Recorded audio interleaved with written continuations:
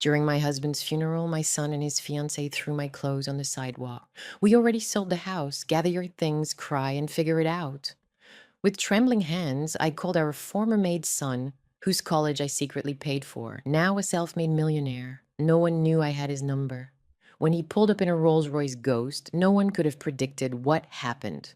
I'm glad to have you here. Follow my story until the end and comment the city you're watching from so I can see how far my story has reached.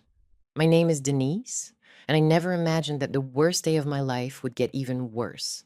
But that's exactly what happened during my husband Robert's funeral, when my own son decided to destroy what little dignity I had left.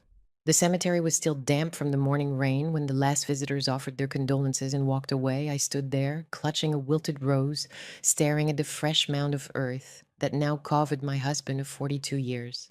The silence was deafening, broken only by the sound of my own breathing and the distant hum of traffic. Mom, we need to talk. Colin's voice cut through my grief like a knife. I turned to see my 35-year-old son standing behind me, his fiancée Sienna at his side. Even in that moment, I noticed how she clung to his arm possessively, her perfectly manicured nails digging into his expensive suit jacket. Can't this wait, sweetheart? I whispered, my voice hoarse from crying. Your father was just buried an hour ago. Colin's face was stone cold, showing no trace of the little boy who used to run to me for comfort when he scraped his knee. No, it can't wait. We have things to settle. Sienna stepped forward, her blonde hair catching the afternoon light. She had this smile that never reached her eyes, the kind that made my skin crawl whenever she visited. Denise, we know this is hard, but Colin and I have made some decisions about the house. My house. The house where I'd lived for 38 years, where I'd raised Colin, where every corner held memories of Robert and me building our life together. My legs suddenly felt weak. What kind of decisions? I managed to ask. Colin shifted uncomfortably, but his voice remained firm. We sold it, Mom. The sale went through yesterday morning, right before the funeral. The words hit me like a physical blow. I actually stumbled backward, my hand reaching for something to steady myself, but finding only empty air. You, what? The market was good and we got a great price, Sienna added cheerfully, as if she were discussing the weather. $87,000 above asking price, can you believe it? I stared at them both, trying to process what I was hearing. But that's my home. Robert and I, we bought that house when you were just 2 years old, Colin. All our memories. Look, Mom, Colin interrupted, his tone growing impatient. You're 67 years old. You don't need a big house anymore. Sienna and I talked about it and we think it's better this way. Cleaner. Cleaner. Like I was some kind of mess that needed to be tidied up. Where am I supposed to live? The question came out as barely a whisper. Sienna shrugged, examining her perfect red nail polish. There are some nice senior living facilities around here. Very affordable. You'll make new friends, play bingo, learn to knit. It'll be fun. Fun. She thought turning my world upside down would be fun. I looked at Colin, searching his face for any sign of the son I'd raised, the boy I'd sacrificed everything for. Colin, this is insane. You can't just sell my house without telling me. It's not even legal. Actually, it is. He reached into his jacket pocket and pulled out a folded document. Dad put the house in my name 3 years ago. Said it would be easier for taxes or something. I have every right to sell it. The betrayal cut deeper than I could have imagined. Robert had never mentioned this to me. Never said a word about transferring our home to Colin. My knees finally gave out, and I sank onto a nearby bench, the rose falling from my trembling fingers. The new owners take possession on Monday, Sienna continued, checking her phone as if she had somewhere more important to be. So you'll need to have your things out by Sunday evening. 3 days, I whispered. You're giving me 3 days to move out of my own home. We're being generous, Colin said. We could have given you 24 hours. I sat there in stunned silence, watching my son and his fiancée discuss my future like I wasn't even there. They talked about which moving company was cheapest, whether I really needed all my furniture, and how much money they'd save by not having to maintain the property. Then Colin said something that broke what was left of my heart. Honestly, Mom, this is probably for the best. You've been pretty useless since Dad got sick anyway. At least this way, you'll have some structure in your life. Useless. After 42 years of marriage, after raising his ungrateful son, after working 2 jobs to help pay for his college education, while he partied his way through business school, I was useless. That's when I remembered the small piece of paper tucked away in my purse, a phone number I'd carried with me for 15 years, never thinking I'd actually use it. With shaking hands, I fumbled through my bag until I found it, written in my own fading handwriting. I need to make a phone call, I said, standing up on unsteady legs. Make it quick, Sienna called after me. We have dinner reservations at 7. I walked about 20 feet away, close enough to the parking lot that they could still see me, but far enough that they couldn't hear my conversation. My fingers trembled as I dialed the number, half expecting it to be disconnected after all these years. It rang twice before a deep, warm voice answered. Marcus Wellington speaking. Marcus, my voice cracked. It's Denise. Denise Patterson. I need help. There was a pause, then his voice softened with concern. Mrs. Patterson, what's wrong? Where are you? I'm at Greenwood Cemetery. My husband's funeral just ended, and my son, he sold my house. I have nowhere to go. The words tumbled out between sobs. I'm so sorry to bother you, but I didn't know who else to call. Don't you apologize, Marcus said firmly. Don't you dare apologize. I'm 20 minutes away. Stay exactly where you are. 23 minutes later, I heard the smooth purr of an expensive engine. Colin and Sienna were still standing by Robert's grave, probably calculating how they'd spend their newfound wealth, when a gleaming silver Rolls-Royce Ghost pulled into the cemetery parking lot. I watched from my bench as their conversation stopped mid-sentence. Sienna's mouth actually fell open, and Colin squinted at the approaching car like he couldn't believe what he was seeing. The driver's door opened, and out stepped Marcus Wellington. Gone was this skinny 12-year-old boy I remembered. In his place stood a man of 43, tall and confident, wearing a perfectly tailored charcoal gray suit that probably cost more than most people's cars. His dark hair was impeccably styled, and when he smiled at me, I saw the same gentle kindness that had drawn me to him as a child.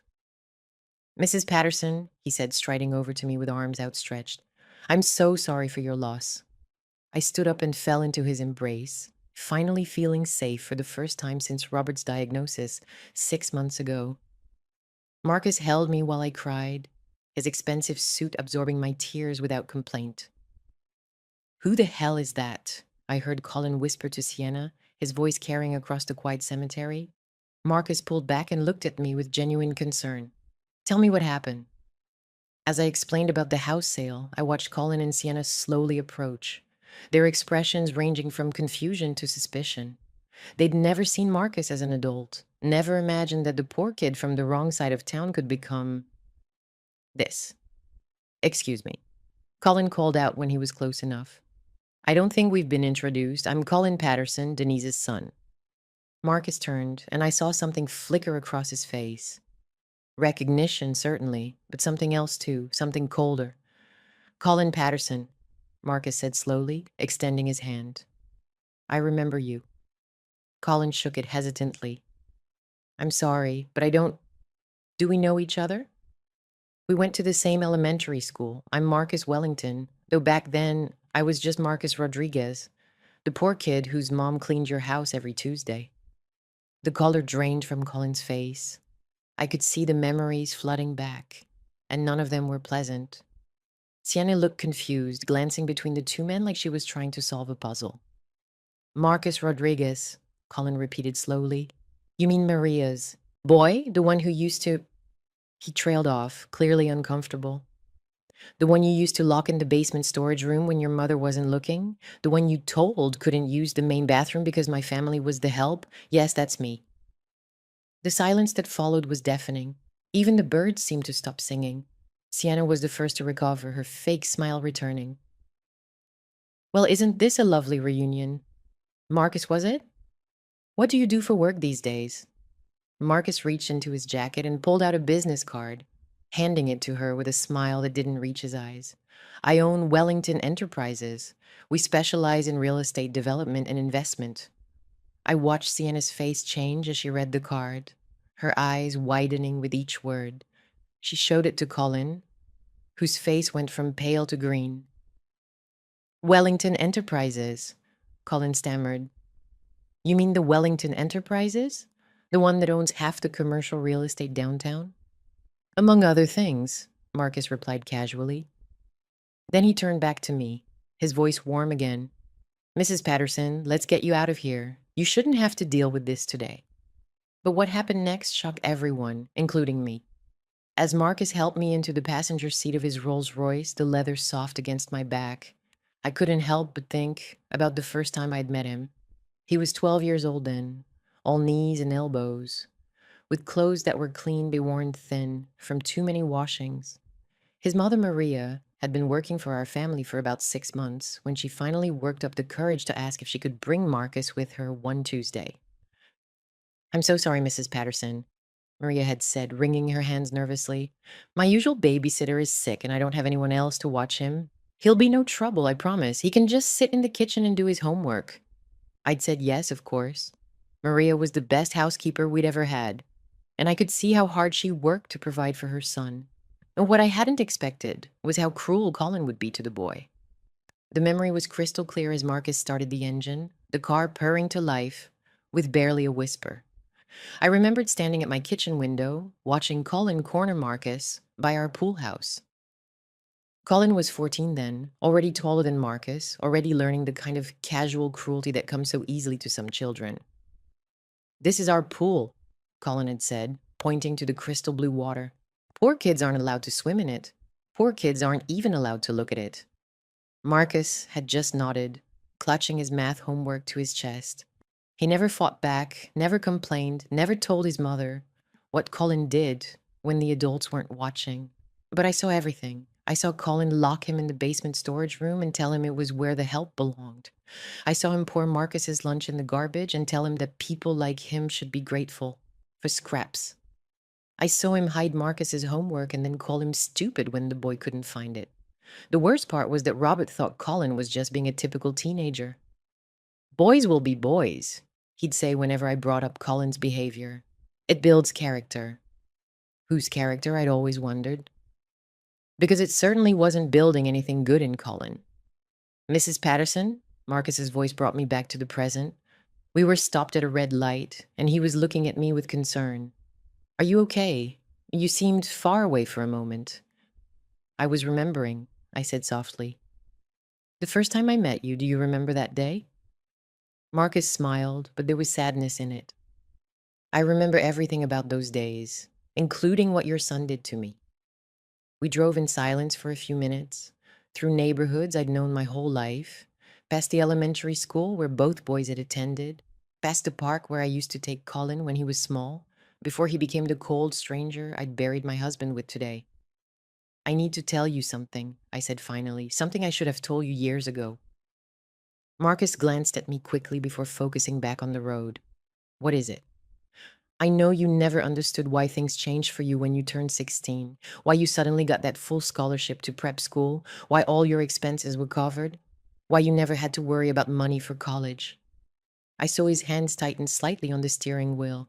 The scholarship foundation said it was need-based, anonymous donors who wanted to help disadvantaged students. There was no foundation, Marcus, it was me. The car slowed as Marcus processed what I'd said. He pulled into an empty parking lot and turned to face me fully. What do you mean it was you? The words came out in a rush, like a dam breaking after years of holding back water. I couldn't stand watching Colin treat you that way. I couldn't stand seeing your mother work herself to the bone while her brilliant son had no opportunities. So I did something about it. Marcus stared at me, his dark eyes wide with shock. You paid for my education, all of it. Every penny, the prep school tuition, room and board, books, spending money, then college, then law school, $187,000 over 7 years. I'd never told anyone that number before, not even Robert. I had a separate savings account that I'd been building since Colin was born, money I put away from my teaching salary, before I became a full-time mother. Robert never knew about it.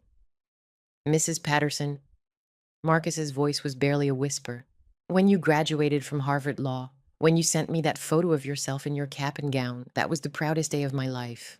Prouder than when Colin graduated business school, prouder than his engagement to Sienna, because you earned everything you achieved, and I had the privilege of helping you get there. Tears were streaming down Marcus's face now, and he wasn't trying to hide them. Why didn't you ever tell me? All these years, I thought. I thought I was just lucky. I thought some stranger took pity on me. Because I didn't want you to feel obligated to me. I didn't want you to succeed because you felt you owed me something. I wanted you to succeed because you deserved to succeed. Marcus was quiet for a long time, staring out at the empty parking lot. When he finally spoke, his voice was thick with emotion. Do you know what Colin said to me the last day I was at your house? I was 16, about to start at Cranfield Prep, and he cornered me in the garage. I shook my head, though I was afraid to hear the answer. He said that people like me would always be servants, that no matter how much I pretended to be better than I was, I'd always end up cleaning toilets like my mother. He said that's all my family was good for. The anger that flared in my chest was so intense it took my breath away. Even after all these years, even knowing how cruel Colin could be, hearing those words spoken aloud made me want to scream. I almost believed him, Marcus continued. I was so angry, so humiliated. But then I got to Cranfield, and for the first time in my life, I was around people who judged me based on who I was, not where I came from. I excelled there. I made friends. I learned that Colin was wrong about me. He was wrong about everything, I said fiercely. You were worth 10 of him even then. Marcus reached over and took my hand. His was warm and strong, calloused from years of hard work despite his current success. You saved my life, Mrs. Patterson. I hope you know that. Without your help, without believing in me when no one else would, I would have given up. I would have accepted that Colin was right about me. Never, I said firmly. You were special from the moment I met you. You had something Colin never had and never will have. What's that? A good heart. We sat there for a while longer, both of us crying, both of us remembering. I thought about all the times over the years when I'd wanted to reach out to Marcus, to tell him the truth, to see how he was doing. But I'd always held back, afraid that contact with me would somehow taint his new life. I kept track of you, I admitted. When you started your first company, when you made your first million, when Wellington Enterprises went public, I was so proud. But I was also terrified that if I contacted you, it would somehow ruin everything you'd built. Marcus laughed, wiping his eyes. Ruin it? Mrs. Patterson, knowing that you were the one who made it all possible makes every success mean so much more. All these years, I've been successful for myself, for my mother's memory, for the other kids like me who need to see that it's possible. But now I know I've also been successful for you. For the woman who saw potential in a scared 12-year-old and decided to bet everything on him. Your mother, I said suddenly, remembering Maria's kind face. How is she? I lost touch after she stopped working for us. Marcus's expression grew sad. She passed away 8 years ago. Cancer. But she lived long enough to see me graduate from law school, to see me start my first company. She died knowing that her son had made something of himself. Did she ever know about the scholarship money? I told her on her deathbed. She cried for an hour straight, then made me promise to find you someday and thank you properly. She didn't need to thank me. She raised an incredible son. We both know she had help, Marcus said gently. Not just financial help. You gave me something even more valuable than money. What's that? Hope, and the knowledge that somewhere in the world someone believed I was worth saving. As we pulled out of the parking lot and headed toward whatever came next, I realized that today had been both the worst and most redemptive day of my life. I'd lost my home, been betrayed by my son, and buried my husband. But I'd also found the answer to a question I'd carried for 15 years. Had it all been worth it? Looking at Marcus now, successful and confident and kind, I knew it had been worth every penny and more. But what I didn't know yet was that Marcus had plans of his own. Plans that would change everything for both of us, and for Colin too. Marcus drove us to a place I never expected to see, the law offices of Wellington and Associates. The building was a gleaming tower of glass and steel downtown, and as we pulled into the private parking garage, I realized this wasn't just where Marcus worked. This was his empire. You own this entire building? I asked as we stepped into a private elevator that required a special key card. Floors 15 through 30, Marcus replied casually. I bought it 3 years ago, when the previous owners defaulted on their mortgage. The elevator opened directly into a reception area that looked like something from a movie. Floor to ceiling windows offered a panoramic view of the city, and the furniture was the kind you see in architectural magazines. A young woman behind the reception desk immediately stood up when she saw Marcus. Mr. Wellington, I wasn't expecting you today. How can I help?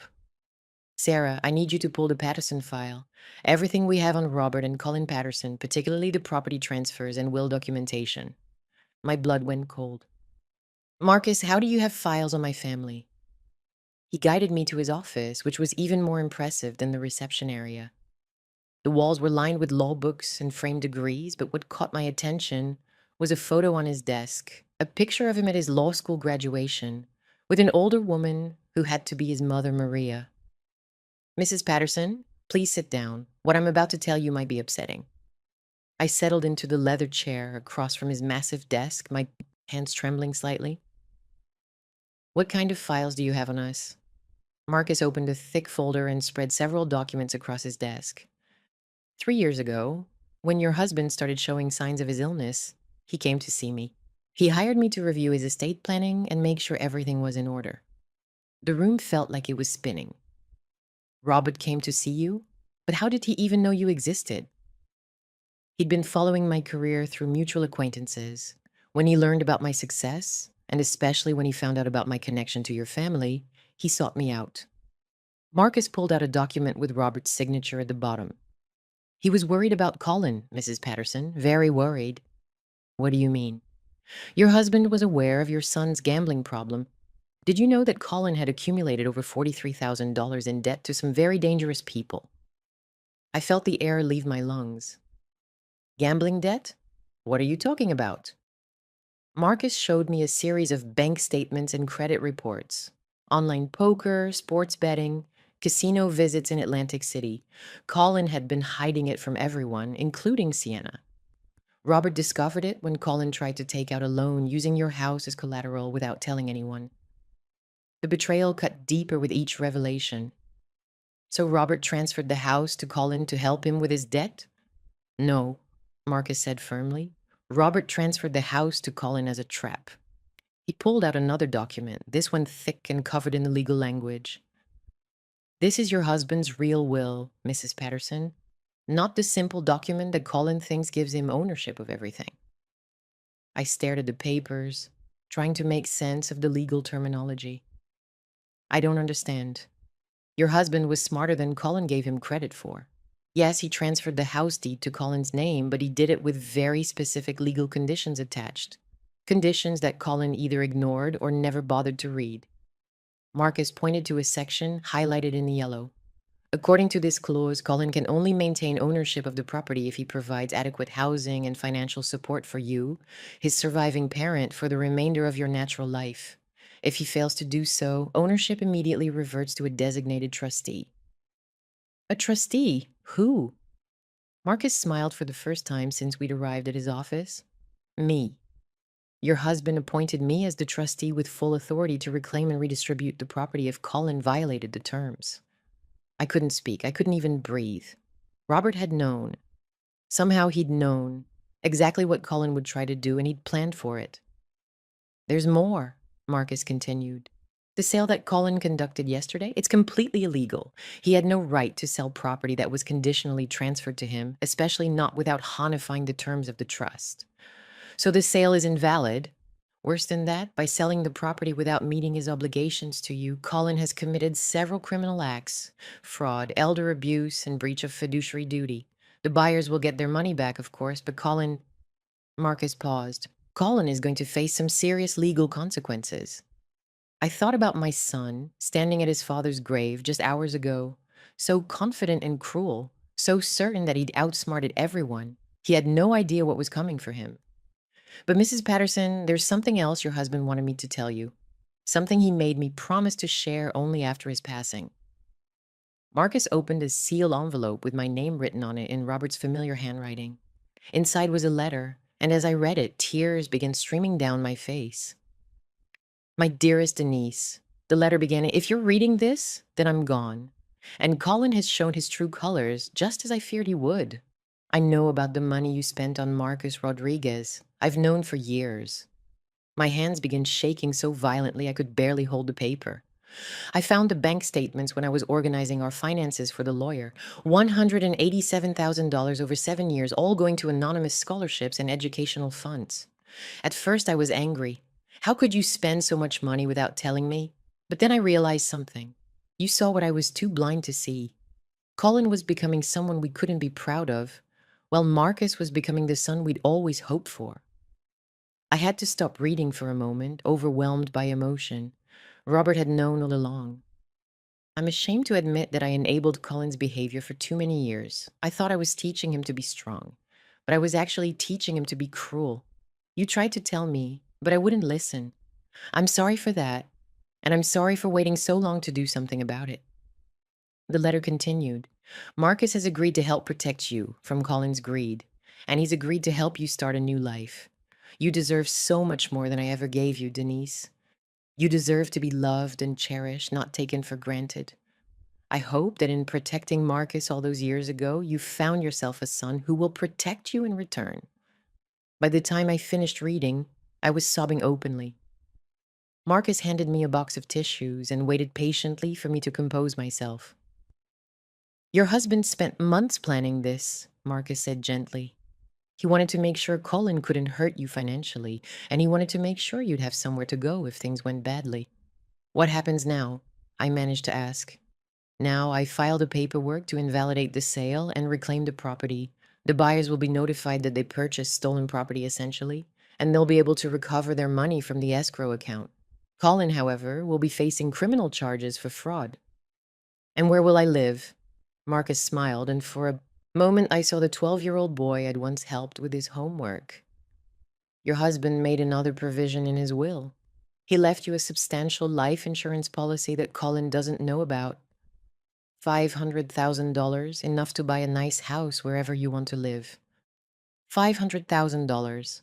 After being told I was worthless and useless, after being thrown out like garbage, I was actually wealthy enough to live comfortably for the rest of my life. But Mrs. Patterson, before you decide where to go, I have a proposition for you. I looked up at him through my tears. What kind of proposition? I've been successful in business, but I've been very lonely. I never married, never had children of my own. The closest thing I ever had to a family was those afternoons in your kitchen, watching you help me with my homework while Colin was at football practice. He paused, seeming to gather his courage. I'd like to offer you the guest house on my property. It's completely private, fully furnished, and you'd never have to worry about money or safety again. Marcus, I couldn't possibly. You saved my life once, he said firmly. Let me return the favor. Before I could respond, his secretary knocked on the door. Mr. Wellington, I'm sorry to interrupt, but there are two people here demanding to see you. They say they're Colin Patterson and his fiancée, and they seem very upset. Marcus and I looked at each other, and I saw something dangerous flash in his eyes. Send them in, Sarah. I think it's time for Colin and I to have a proper conversation. As the door opened and Colin stormed in with Sienna close behind, I realized that the real confrontation was just beginning. Colin burst through the office door like a man possessed, his expensive funeral suit wrinkled and his hair disheveled from running his hands through it. Sienna followed close behind, her perfect composure finally cracking as her eyes darted around Marcus's impressive office. What the hell is going on here? Colin demanded, pointing an accusatory finger at Marcus. What kind of game are you playing? Marcus remained perfectly calm, leaning back in his chair with the confidence of a man who held all the cards. Please sit down. We have a lot to discuss. I'll stand, thanks, Colin snapped. I want to know why you showed up at my father's funeral like some kind of knight in shining armor. What's your angle? Sienna moved closer to the desk, her eyes taking in the expensive furnishings and framed diplomas on the walls. I could see her mind working, trying to calculate Marcus's net worth based on his surroundings. Colin, I said quietly, you should listen to what Marcus has to say. Don't tell me what to do, Mom, he shot back without even looking at me. I'm starting to think this whole thing was planned. Did you two cook this up together? Some kind of scheme to make me feel guilty about selling the house? Marcus picked up the folder containing all of Robert's legal documents. Your father hired me 3 years ago to handle his estate planning. Did you know that, Colin? The color drained from my son's face. That's impossible. Dad never mentioned any lawyer except old Mr. Henderson. Mr. Henderson handles wills and basic estate work, Marcus replied smoothly. Your father came to me for something more complex. He was concerned about your financial situation. Sienna frowned. What financial situation? Colin's doing great. He just got promoted to regional manager. Marcus opened the folder and pulled out a thick stack of papers. Colin, would you like to tell your fiancé about the $43,000 in gambling debt you've accumulated, or should I? The silence that followed was deafening. Colin's face went from pale to bright red, and Sienna turned to stare at him with horror. Gambling debt, she whispered. Colin, what is he talking about? It's not that much, Colin stammered. And it's under control. I just had a few bad weeks with the poker games, and there was this sure thing bet on the playoffs that didn't pan out. $43,000. Sienna's voice rose to almost a shriek. Are you insane? We're supposed to get married in 6 months. We're supposed to buy a house. Marcus spread out several bank statements and credit reports across his desk. The debt isn't just to Casino Sienna. $12,000 is owed to a loan shark named Vincent Torino. Are you familiar with that name, Colin? Now, I watched my son's face crumble as the full weight of his situation became clear. How do you know about Vincent? Because Vincent called me, Marcus said simply. When he couldn't reach you, he started making inquiries about your assets. He discovered that you'd recently come into ownership of a valuable property. He wanted to know if I was interested in handling the legal aspects of collecting on your debt. Sienna backed away from Colin like he was radioactive. You borrowed money from a loan shark? What kind of person are you? Vincent's not that bad, Colin said desperately. He gave me an extension until the end of the month. That's why I needed to sell the house so quickly. The money from the sale would have covered the debt and left plenty for our wedding. Would have covered it? Marcus emphasized the past tense.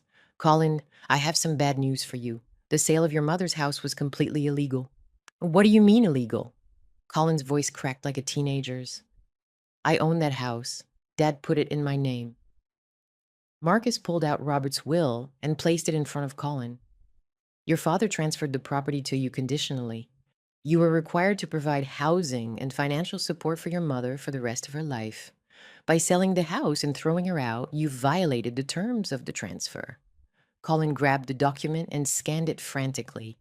I watched as his eyes found the relevant clause, then read it again and again as if he could will the words to change. This can't be legal, he said finally. You can't just add conditions after the fact. The conditions were there from the beginning, Marcus replied. You simply never bothered to read the fine print. Your father knew exactly what kind of person you were, Colin. He planned for this. Sienna was reading over Colin's shoulder, her face growing paler with each word. Oh my God, Colin, you don't actually own the house. You never did. So what happens now? Colin asked, his bravado finally collapsing. Marcus leaned forward, his voice taking on the tone of a prosecutor addressing a defendant. Now, several things happened very quickly. First, I filed paper to invalidate the sale. The buyers will get their money back from escrow, but you'll be liable for all associated costs and fees. Second, I file a complaint with the district attorney's office for elder abuse, fraud, and breach of fiduciary duty. Elder abuse? Colin sputtered. I didn't abuse anyone. You threw your 67-year-old mother out of her home 3 days after her husband's funeral, Marcus said coldly. You denied her access to her belongings and told her she had until Sunday to find somewhere to live. In legal terms, that's textbook elder abuse. I watched Colin's world crumble in real time. His hands were shaking as he set the will back on the desk, and sweat was beading on his forehead, despite the office's perfect climate control. There has to be something we can work out, he pleaded. Some kind of deal. I'll apologize to Mom. I'll find her a nice apartment. You'll what? Marcus interrupted. Pay for her housing with money you don't have? Money you've already spent or gambled away? Sienna suddenly spoke up, her voice sharp and angry. Wait a minute. If Colin doesn't actually own the house and the sale is invalid, then where exactly does that leave us financially? Marcus smiled, but there was no warmth in it. That's an excellent question. Colin, would you like to explain to your fiance how much money you actually have in your bank accounts right now? Colin's silence was answer enough. Sienna turned to face him fully, her hands clenched into fists. Colin Patterson, you tell me right now how much money we have? The checking account has about $800. Colin mumbled. What about savings? There is no savings. What about the money your father left you? There wasn't any money, Colin admitted, just the house. And now? And now we have nothing, Sienna finished. Worse than nothing. We have negative $43,000. She stood up abruptly, pulling her engagement ring off her finger. I can't do this, Colin. I thought I was marrying someone successful, someone stable, not a gambling addict who steals from his own mother. Sienna, please, Colin begged. We can work this out. Marcus, surely there's some way to fix this. What if I pay you? What if I give you a percentage of whatever I make for the next few years? Marcus leaned back in his chair, studying Colin with the same expression a scientist might use to examine an interesting specimen. You know what's funny, Colin? 15 years ago, when you told me I'd always be a servant, when you said my family would never amount to anything, I made myself a promise. What promise? I promised myself that someday, somehow, I'd be in a position to show you exactly how wrong you were.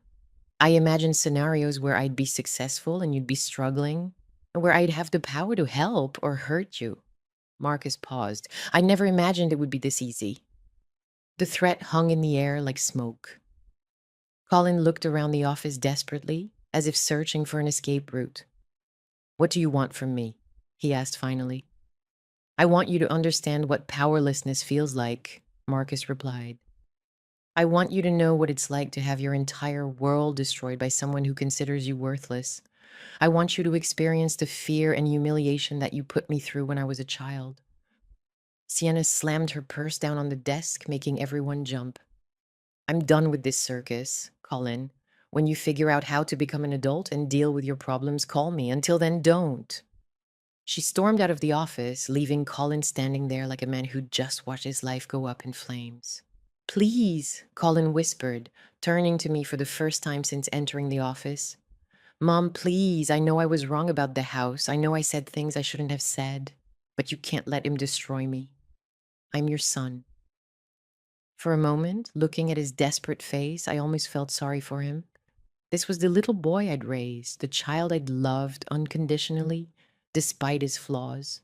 But then I remembered his words at the cemetery. You've been pretty useless since Dad got sick anyway. You made your choice, Colin, I said quietly. You chose to see me as a burden instead of your mother. You chose to steal my home instead of taking care of me. You chose to gamble away your future instead of building something meaningful. But I'm your son, he repeated, as if that should excuse everything. Yes, you are, and that's what makes this so heartbreaking. Marcus stood up and walked around his desk to stand beside my chair.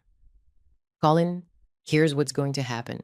I'm going to file all the necessary paperwork to reverse the illegal sale of your mother's house. You're going to face criminal charges for elder abuse and fraud, and Vincent Torino is going to come looking for his $43,000. You can't do this to me, Colin said desperately. We're family. Mom, tell him we're family. I looked at my son, really looked at him, and realized that somewhere along the way I'd lost him. The sweet boy I'd raised had become this selfish, cruel man who thought family was something you could take advantage of without consequences. Family doesn't throw each other away, Colin, I said. You taught me that today. As Marcus called security to escort Colin from the building, I felt something I hadn't expected to feel: relief. For the first time in years, I wasn't worried about my son's problems becoming my problems. For the first time in decades, I was free to choose my own path. But I still had no idea just how much my life was about to change. 3 weeks had passed since that devastating afternoon in Marcus's office, and the consequences of Colin's actions were unfolding exactly as Marcus had predicted. I was staying in the beautiful guest house on Marcus's property, a charming two-bedroom cottage with its own garden and complete privacy. For the first time in months, I was sleeping peacefully through the night. Marcus had been nothing but respectful and kind, checking on me daily but never intruding.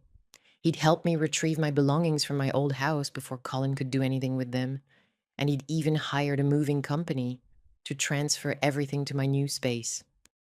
The cottage was fully furnished, but he insisted I bring anything that held sentimental value.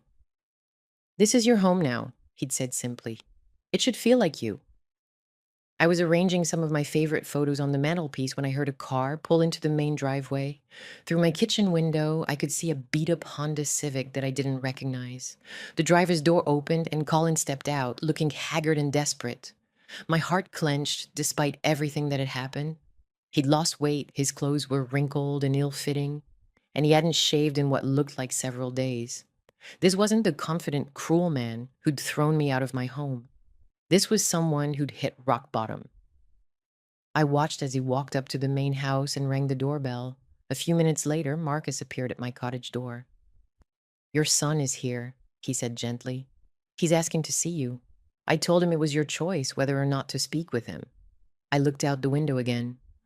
Colin was pacing back and forth on the porch, running his hands through his hair in a gesture I recognized from his childhood. He'd done the same thing whenever he was in trouble and didn't know how to fix it. "I'll talk to him," I said finally. "But I want you there with me." Marcus nodded. "Of course. We can use the main house. More neutral territory." 10 minutes later, I sat in Marcus' elegant living room, facing my son across a coffee table that probably cost more than Colin's car. He looked even worse up close, his eyes red-rimmed and his hands shaking slightly. "Hi, Mom," he said quietly, not meeting my eyes. "Hello, Colin." The silence stretched between us, heavy with unspoken accusations and regrets. Finally, Colin cleared on his throat. "I came to apologize," he began, his voice barely above a whisper. "I know that's not nearly enough, and I know it doesn't fix anything, but I need you to know that I'm sorry." I waited for him to continue, noting how different he seemed from the arrogant man who'd stood at his father's grave. "The house sale is officially canceled," he continued. "The buyers got their money back, but I had to pay $15,000 in fees and penalties, money I didn't have." "How did you pay it?" Marcus asked, Colin's face flushed with embarrassment. "I had to sell my car, my watch, some other stuff. I'm driving Sienna's old Honda now. Well, I was driving it until yesterday." "What happened yesterday?" I asked, though I was afraid to hear the answer. "Sienna officially broke off our engagement. She packed up everything she'd left at my apartment and told me she never wanted to see me again." He laughed bitterly. "She said she couldn't marry someone who was worse than broke, someone who was actively dangerous to be around." Dangerous. Colin's hands clenched into fists on his knees. "Vincent Torino came to see me last week. He brought two of his associates to my apartment and made it very clear that my extension was over. When I told him I didn't have the money, he said he'd be happy to accept payment in other forms." The way Colin said it made my blood run cold. "What kind of other forms?" "He wants me to do jobs for him. Collections mostly. Going to people who owe him money and convincing them to pay up." Colin met my eyes for the first time. He said if I work for him, he'll consider my debt paid off in 2 years. If I don't. He didn't need to finish that sentence. We all knew what happened to people who couldn't pay their debts to men like Vincent Torino. "So that's it then," Colin said, his voice hollow. "I'm going to spend the next 2 years being a loan shark's enforcer, assuming I survive that long. I've lost Sienna. I've lost my apartment because I can't pay rent, and I've lost any chance of having a normal life." Despite everything he'd done to me, I felt a stab of maternal concern. "Where are you living?" "In my car, mostly. Sometimes I stay at cheap motels when I can afford it." He looked around Marcus's beautiful house with undisguised envy and resentment. "It's funny. The kid I used to torment for being poor is now living better than I'll probably ever live again." Marcus leaned forward slightly. "Colin, do you remember what you said to me the last day I was at your house, when I was 16? Colin's face went pale. "Marcus, I was just a kid. I said a lot of stupid things. You told me that people like me would always be servants, that no matter how much I pretended to be better than I was, I'd always end up cleaning toilets like my mother." Marcus's voice was calm, but I could hear the steel underneath. You said that's all my family was good for. I was 14 years old, Colin protested. Kids say cruel things they don't mean. Do they? Marcus asked quietly. Because you were still saying cruel things 3 weeks ago. To your own mother, at your father's funeral. The room fell silent except for the ticking of an antique clock on the mantelpiece. Colin stared at his hands, his shoulders shaking with what might have been suppressed sobs. I know I'm a terrible person, he whispered. I know I don't deserve forgiveness, but Mom, I'm scared. I'm really scared about what's going to happen to me. For a moment, I almost reached out to comfort him. The maternal instinct to protect my child was so strong, even after everything he'd done. But then I remembered something Marcus had said weeks earlier. I want you to understand what powerlessness feels like. You should be scared, Colin, I said quietly, because for the first time in your life, your actions have real consequences that you can't charm or manipulate your way out of. Colin looked up at me with surprise, as if he hadn't expected such a direct response. So you're just going to let me be destroyed? You're going to let Marcus ruin my life? Marcus isn't ruining your life, I replied. You ruined your own life. Marcus is just making sure you can't ruin anyone else's. I'm your son. Colin's voice rose desperately. Doesn't that mean anything? I stood up and walked to the window, looking out at the perfectly manicured garden. Yes, Colin, it means everything. It means I loved you unconditionally for 35 years. It means I sacrificed my own dreams and ambitions to give you every advantage I could. It means I defended you to teachers and neighbors and even your own father when you showed signs of becoming cruel. I turned back to face him. And it means I failed you as a mother by never teaching you that there are consequences for treating people badly. Colin's face crumpled. Mom, please, I'll change. I'll go to therapy. I'll join Gamblers Anonymous. I'll do whatever it takes. You'll change because you have to now, I said sadly. Not because you want to be a better person, but because you're out of options. That's not real change, Colin. That's just survival. Marcus cleared his throat gently. Colin, there is one thing I'm willing to offer you. Both Colin and I turned to look at him in surprise. If you agree to complete a residential addiction treatment program and commit to 2 years of supervised community service helping elderly and disabled people, I'll pay off your debt to Vincent Torino. Colin's mouth fell open. You'd do that after everything I did to you? I'm not doing it for you, Marcus said firmly. I'm doing it for your mother. She doesn't deserve to spend the rest of her life wondering if her son is safe, even if that son doesn't deserve her concern. And if I refuse? Colin asked. Marcus shrugged. Then you deal with Vincent on your own, and you live with whatever consequences come from that choice. Colin was quiet for a long time, processing the offer. Finally, he looked at me with tears in his eyes. Mom, if I do this, if I really try to change, do you think you could ever forgive me? I considered the question carefully. I can forgive you, Colin. I probably already have, because that's what mothers do. But I can't forget what you've shown me about who you really are. And I can't trust you again just because you promised to be different. So what does that mean for us? It means that if you genuinely change, if you become the kind of person who deserves forgiveness, then maybe we can have some kind of relationship again. But it will be a different relationship built on who you become, not who you used to be. Colin wiped his eyes with the back of his hand. And if I don't change, if I can't change, then you'll have to live with the consequences of the choices you've made, just like everyone else does. As Colin left that day, agreeing to Marcus's terms and checking himself into a treatment facility the following week, I felt something I hadn't expected. Hope. Not hope that Colin would magically become a different person, but hope that maybe finally he would learn what it meant to take responsibility for his actions. But more than that, I felt grateful. Grateful for Marcus, who had grown from a frightened boy into a man of integrity. Grateful for the chance to start over at 67. And grateful, finally, to be free from the burden of loving someone more than they were capable of loving me back. The next chapter of my life was just beginning. And for the first time in decades, I was excited to see what it would hold.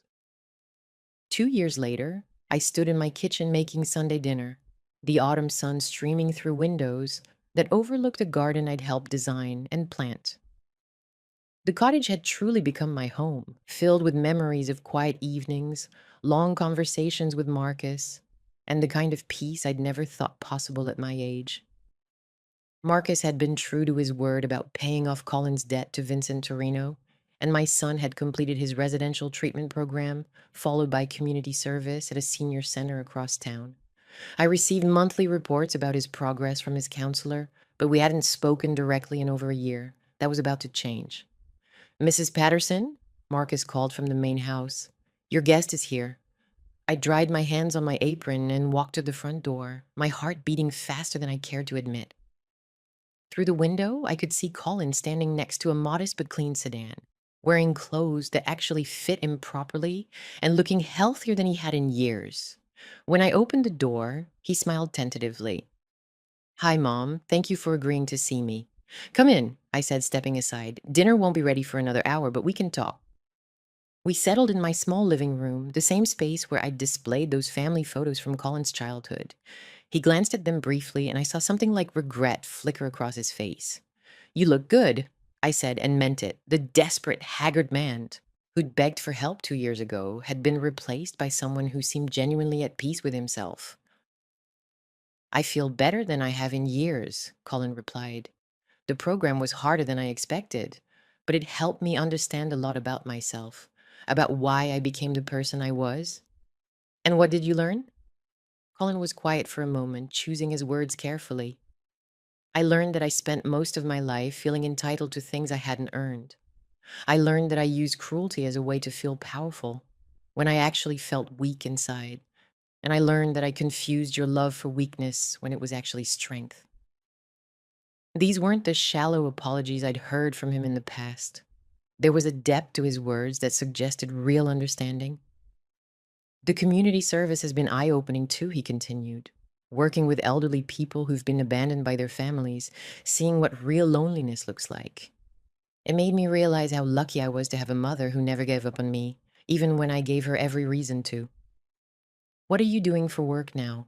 I asked. "I'm a counselor at the treatment center where I was a patient. It turns out that having lived through addiction and recovery gives me credibility with people who are just starting their journey." He smiled, and for the first time in years, it reached his eyes. "It's not glamorous work, and the pay isn't great, but I feel like I'm actually helping people instead of just taking from them." I felt a warmth spreading through my chest that I recognized as maternal pride. Not the fake pride I'd tried to manufacture when Colin was making poor choices, but genuine admiration for the person he was becoming. "There's something else," Colin said, his voice growing more serious. "I have a girlfriend. Her name is Rebecca, and she's a social worker. She knows everything about my past, including what I did to you.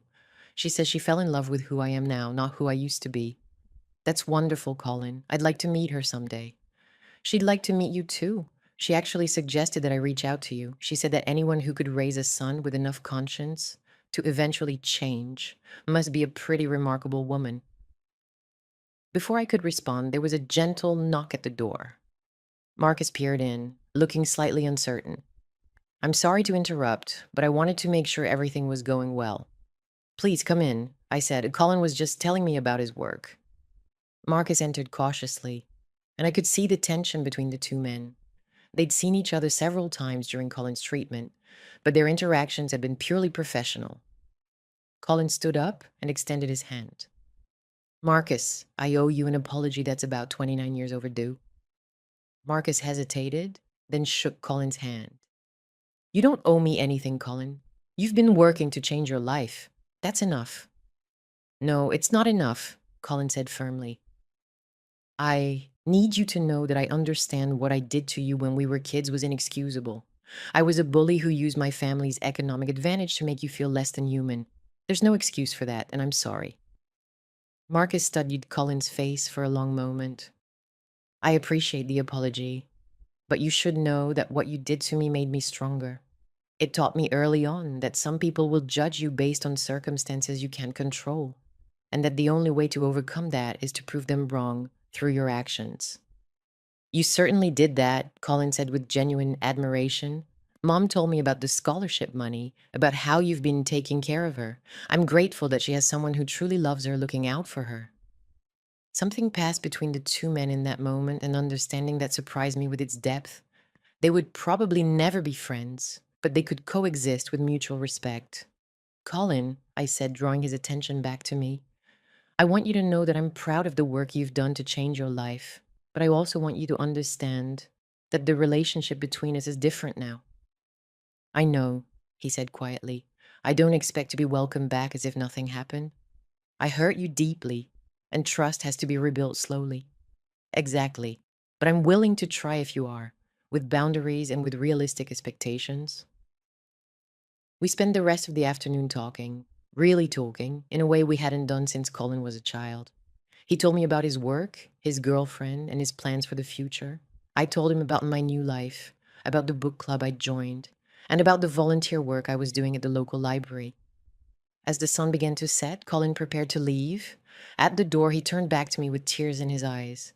Mom, I know I can't undo the damage I caused, but I want you to know that every good thing in my life now exists because you never completely gave up on me, even when you should have. I'm your mother, Colin. That means I love you even when I don't like you very much. But more importantly, it means I believe in your capacity to become better than you've been. After Colin left, Marcus and I sat together on my small porch, watching the stars emerge in the darkening sky. We'd developed this routine over the past 2 years, these quiet moments of companionship that felt more precious to me than any grand gesture. Do you think he's really changed? Marcus asked. I think he's trying to change, which is more than he's ever done before. Whether he succeeds long term remains to be seen.